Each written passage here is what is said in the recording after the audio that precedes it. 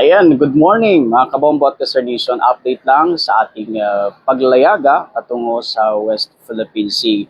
Kagabi, nakaalis tayo sa may Pier 15 sa Manila South Harbor alas 8 na ng gabi. So nagkaroon ho ng almost 10 hours na delay ho doon sa inaasahan sana na pag-alis na 9:30 a.m. kahapon.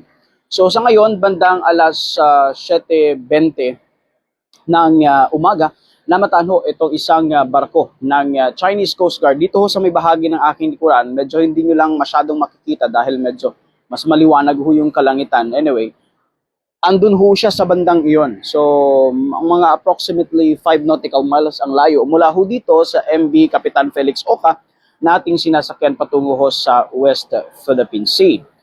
And ito hong MV Kapitan Felix Oca, lulan ho nito, ito hong mga volunteers patungo ho sa Pag-asa Island. So maghahatid ho tayo ng itong grupo ng tulong, particular na ho itong ating ito coalition, ng tulong, mga hygiene kits, mga groceries, bigas, and fuel subsidies ho, o fuel na ipamamahagi ho doon ho sa mga mangingisda na nandoon ho sa may Pag-asa Island o sino mga madadaanan dito ho sa may bahagi ng West Philippine Sea.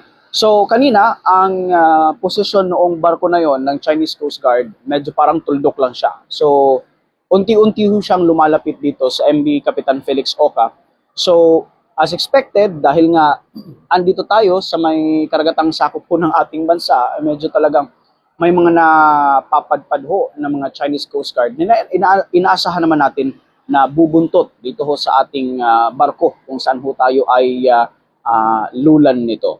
So, antabay lamang ho sa updates pa rin. Ang Bombo Radio Philippines, sabayan niyo po ako, samahan niyo ho ako sa aking paglalakbay patungo ho sa West Philippine Sea. Magbibigay ho tayo ng mga mahalagang updates pahinggil ho sa kalagayan ng ating mga kababayan doon ho sa pinag-aagawang, particular na ho doon sa Pag-asa Island kung saan ay medyo malayo na ho sa mismong kalupaan ho ng Luzon o ng Pilipinas.